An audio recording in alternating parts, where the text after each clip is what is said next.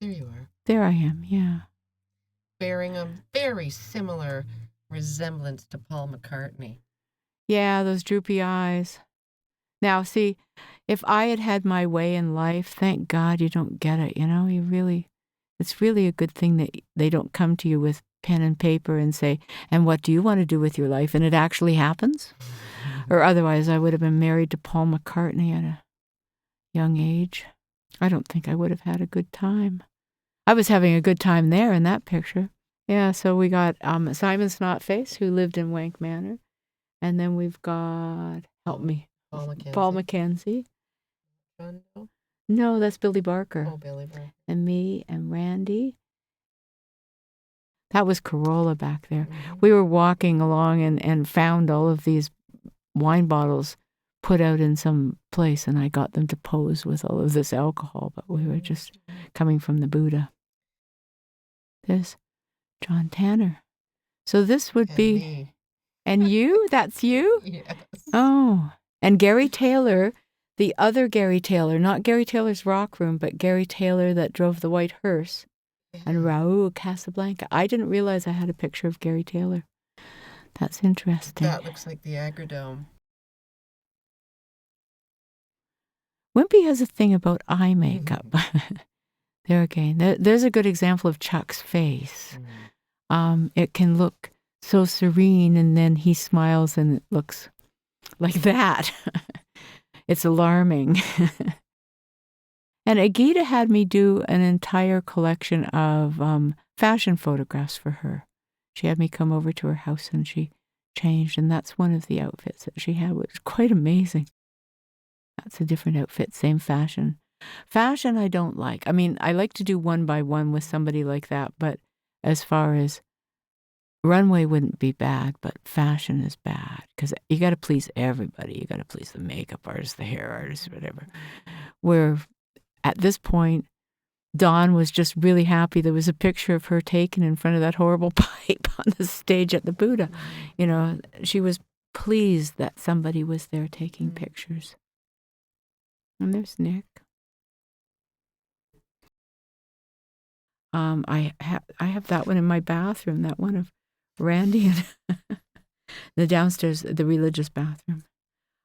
This was on the set of Ladies and Gentlemen Presenting the Fabulous Stains.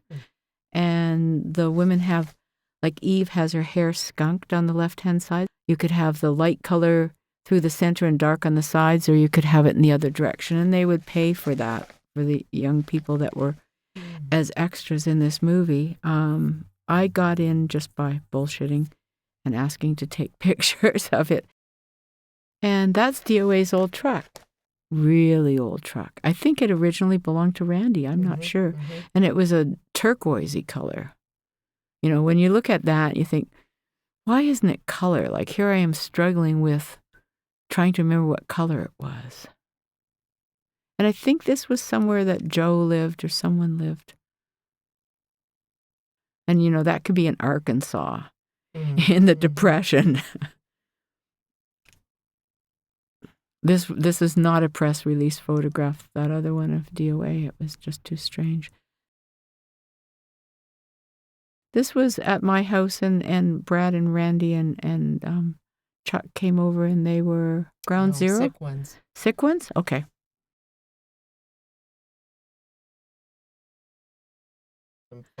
Photos of people at the gig. That was the reason to be able to shoot with flash, is you could just turn and photograph someone. So you're looking at the stage, taking a picture, you turn, there's Mad Dog, you can take a picture.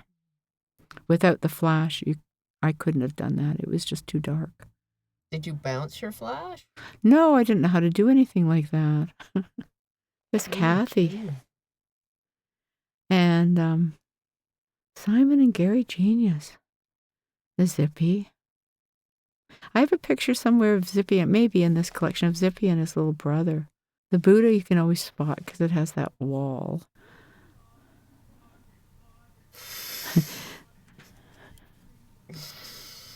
Some people haven't changed. No.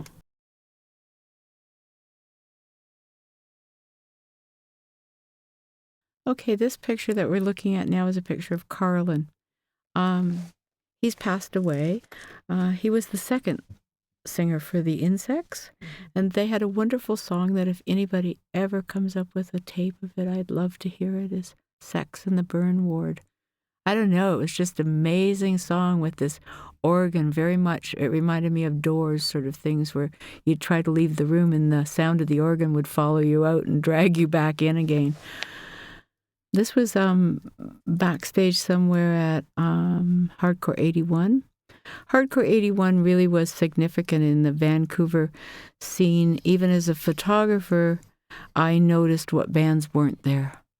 I noticed what bands were there, but I also noticed that at that point there was sort of a division.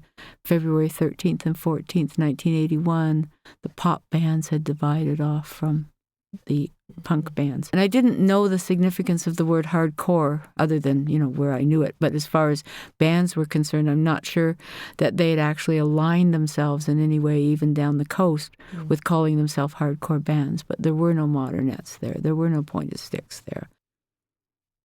And there's Don playing bass. This is the Jake from Stiff Little Fingers.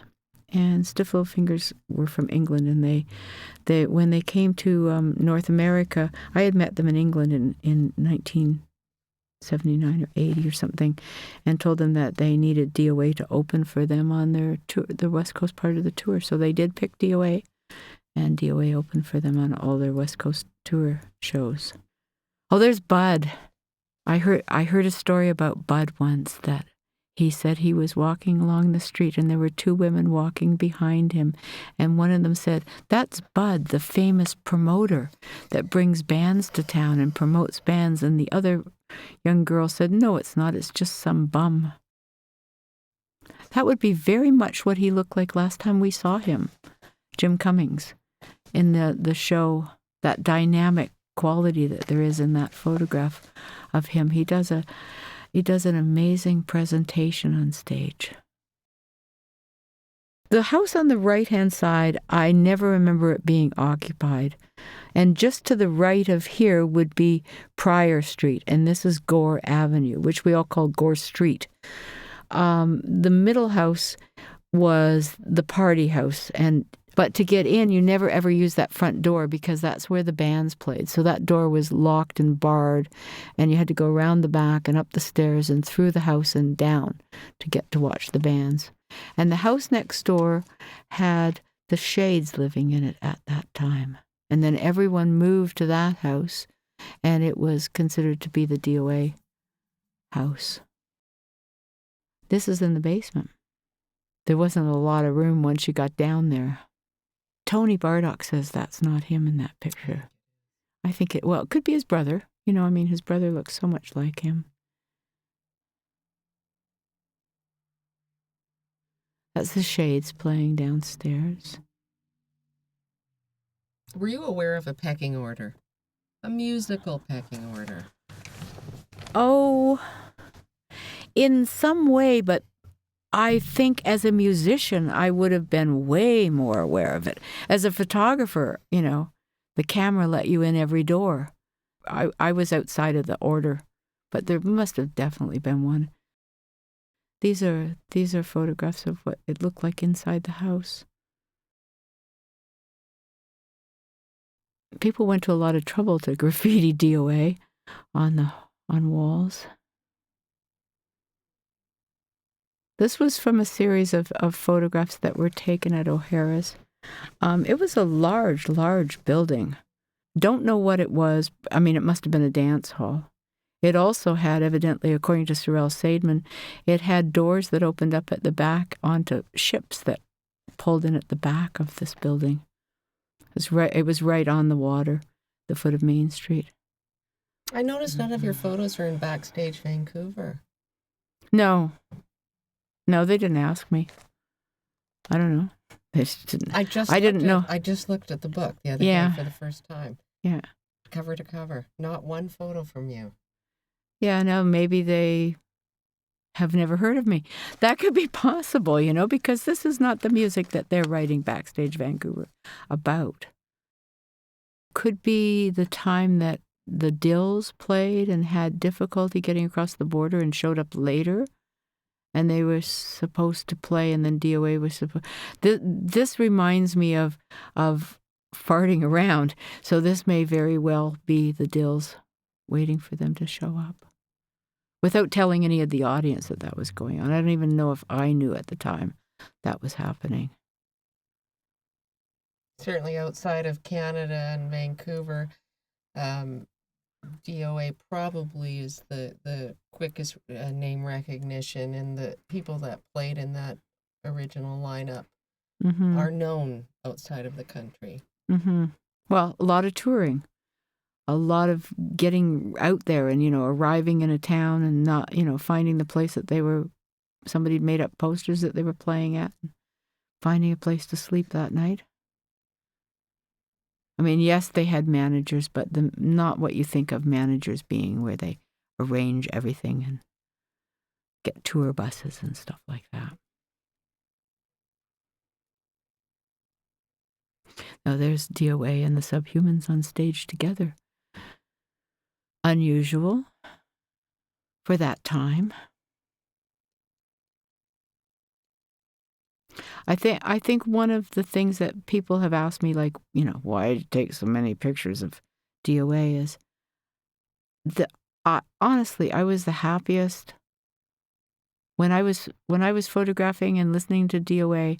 I was happiest. That was the happiest point of my life at that time. If I looked at a day and went, when did I feel happiest that day? It was while this music was playing, which we're not hearing any of this music. I think that's an important part, to hear some music. Oh, well, we're listening to you talk. Yeah. We'll see. There's now and again little that one has a name. Not very many of my pictures have a name, but that's called High Over O'Hara's. And a friend of mine that photographs dance looked at that photograph last summer and said, "Randy knows how to jump." And I said, "Yeah." And he said, No. He knows what to do with his legs.